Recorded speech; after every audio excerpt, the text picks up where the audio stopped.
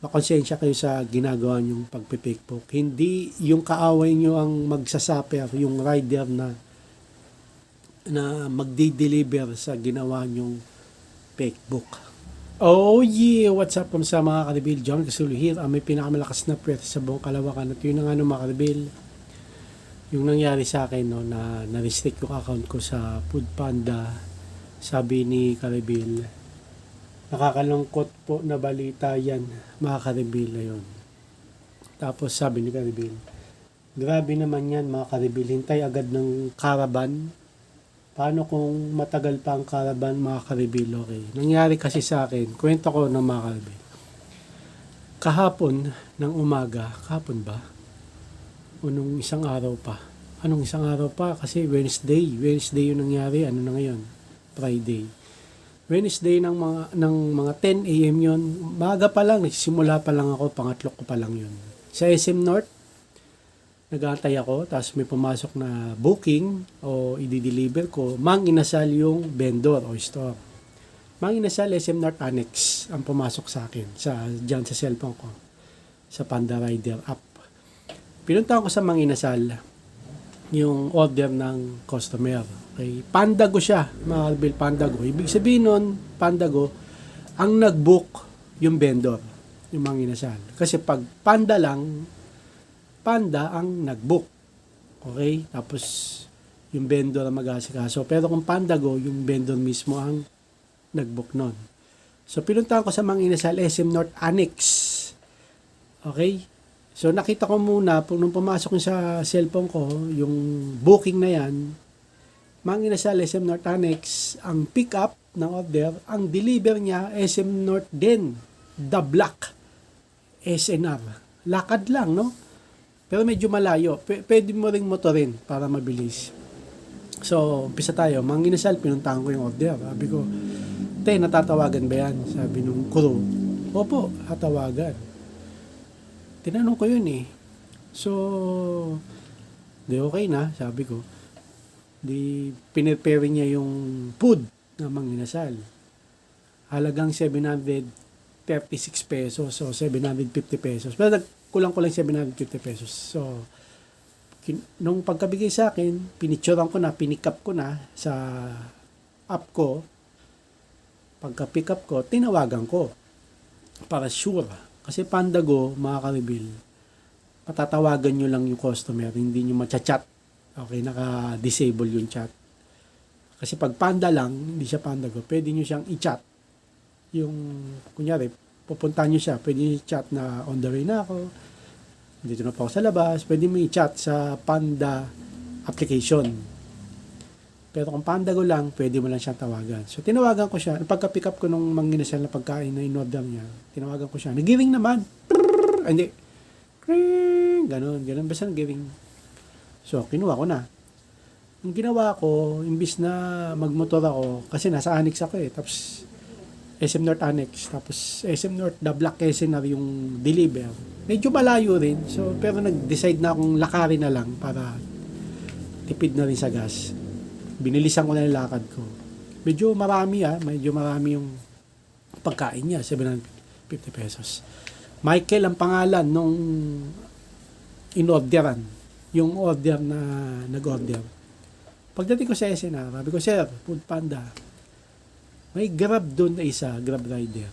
Ganon din, na parehas ko na pangalan ng nag-order, Michael. Sabi, sir, ano yan? Yung Michael na yan, may jowa yan, sabi nung taga-SNR. Gaaway yan. Ngayon, yung babae, parang hindi niya matanggap na iwalay na sila. Nangungulit dun sa lalaki, in-orderan niyang lalaki, dito binabagsak. Pero yung lalaki na yan, wala na dito sa amin yan. Ha? Sabi ko, grabe naman yun, sabi ko. Tapos yung Grab rider, umalis na. Sa Grab kasi madali eh. Pagka hindi nila makakontak yung customer, pwedeng sa kanila na yun. Sa amin, sa Panda, sosoli namin. Dapat. Okay? Kasi, or abonuhan. So, sabi ko, ganun. Fake book pala to. Oo, sir. Wala na dito yung, lalaki sa amin. Sabi ng kuro ng SNR. Tapos, Pina-NBA na nga nung lalaki ang babae niyan, yung kulit eh. Yun. Tapos, so kinuha ko na yung pagkain. Ay ko, sir, baka gusto niyong bilhin. Hindi sir, walang bibili sa inyo yan. Gumano. Hindi kinuha ko yung manginasal. Binalik ko sa manginasal. Sabi ko, ma'am, fake book tong manginasal na to. Kasi dun daw sa SNR, pumunta ako. Wala na tong tao na to. Magjowa yan, nag-away. Sabi ko, paki-cancel nyo na lang dyan sa computer nyo. Kasi sila nag-book eh. Para mawala sa akin. Sabi ng crew, pwede ba yun? Ako, pwede yun kasi kayo naman nag-book niyan eh. So, kinancel niya sa computer nila. Pwede. Na-cancel nila eh. Ang problema, hindi nawala sa akin yung order na yan. So, ang ginawa ko, de-report ko sa Panda. Doon sa rider support. Sabi ko, yung customer, hindi ko makontak. Tapos, sabi nung agent, doon sa chat, na-chat ko na eh. Sabi, sige, wait lang. Tawagan ko yung vendor. Tinawagan yung vendor, mga inasal. Nakausap yung babae, nakausap ko. Ay, opo, andito yung rider. Magjowa daw, nag-away, ganyan. Wala na daw doon sa kanila. Ay, hindi na makontak. Tapos, kinancel ko na sa computer namin. Kaso dito sa rider, di mawala. Ayun, nag-uusap sila, yung vendor tsaka yung Panda. Yung agent.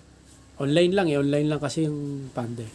Tapos, naubo ko. Tapos, yun nga, di binabanan nung kuro ng manginasal yung tawag ng Panda. Tapos, sabi sa akin nung agent ng Panda, i-cancel ko na yung order para mawala sa akin eh. Ay, sige po. Pagka-cancel ng order ng agent, nawala na sa akin. Tapos, nagkaroon ng RTB, Return to Vendor, na-picturean ko dapat yung pagkain na binalik ko. Kaso yung pagkain na binalik ko doon sa manginasal, niligpit na nung crew. Niligpit niya na eh. Sabi ko, pipicturean ko yung yung pagkain na binalik ko. Sabi nung crew, naligpit ko na eh. Kasi na-cancel sa amin eh. Yung isang crew, kasi yung isang crew nag-cashier. Ang gulo nga eh.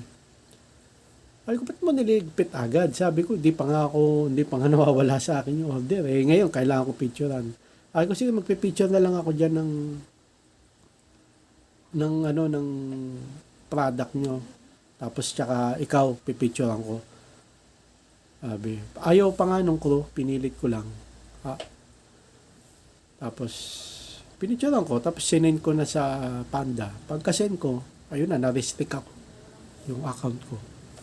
Ba't ganun eh? Inino ko naman, binalik ko naman na maayos. Tapos, nag-appeal na lang ako sa application ng Panda. Nag-appeal ako na sinoli ko. Tapos, nilagay ko yung rider ID ko, email ko. Tapos ngayon, yung picture ko na sinend, nung una, hindi ko na na-screenshot eh. Nagkuha ulit ako ng picture dun sa vendor. So, dapat pala yung picture na isisend mo sa Panda ng una, i-screenshot mo yun. Hindi ko nagawa yun eh. Parang yung mali yung nagawa ko eh. Pero may na-picture ulit ako na crew na yung mga inasal na product. Hawak niya yun. Yun na lang sinend ko. Tapos inapil ko. Tapos nagantay ako Wednesday hanggang ngayon, Friday. Wala. Stick pa rin yung account ko sa Panda. Di ako makabiyahe. So, yun. Sa nag-order yung babae, no? O kaya kung sino man magkaaway dyan, sana mapanood nyo to, no? Kung may kaaway kayo, o-orderan nyo yung kaaway nyo, no? Para makaganti, orderan nyo ng pagkain, lalo na Food Panda. Hindi nyo sila magagantihan o maabala o hindi nyo sila mapiperwisyo, yung kaaway nyo. Hindi yun na mapiperwisyo nyo. Sino mapiperwisyo? Yung rider na katulad ko na Food Panda. Bakit? Ito, katulad nangyari sa akin, yung babae, nag-order. In-orderan niya yung boyfriend niya, dati niya mong jowa. Para maabala. Eh, wala na yung boyfriend niya nun eh. Diba? Tsaka pangalaw nangyari na sa akin to. Doon naman sa Project 8 ako, Road 15 o Road 18, basta ganun. Magkaaway rin yun. Parang yung umorder, yung may utang sa kanya, inorderan niya. So, madali lang naman eh. No, madali lang. Pag yung kaaway, inorderan nyo yung kaaway niya, hindi maabala yung inorderan niya eh. Madali lang kasi sasabihin lang naman ng inorderan niya. Kunyari ako, di may hawak ako. Nung nakaraan, Jollibee yun eh. Pumunta ako doon. Sabi ko, sir, may order kayo. Wala akong order. Gumanyan. Galit pa nga eh. Sino yung nag-order na yan? Gumanon. Sabi ko, ito ho. Tapos, ayun nga, tinawagan ko yung umorder. Ay, sige, bigay mo dyan. I-Gcash ko yung payment. Pero, yun nga, magkaaway pala yun. Tapos sabi ko, sir, ayaw tanggapin yung Jollibee. Ganun. Sabihin mo dyan, nagmura. Marami pa akong orderin sa kanya. Magbayad siya ng utang niya, laki. Yun yung first time nangyari sa akin. Pero buti na lang, yung Jollibee na yun, binalik ko sa Jollibee, na-cancel, nawala sa akin. Ayun, hindi ako na-restrict nun. Pero ngayon, this time, nung binalik ko yung Mang Inasal, kinancel nga sa computer nila, sa Mang Inasal, tapos kinancel sa akin. Parang nag-double cancel, kaya ako na-restrict. Okay, so pinaka-point dito dun sa mga nagpe-fake book, may kaaway.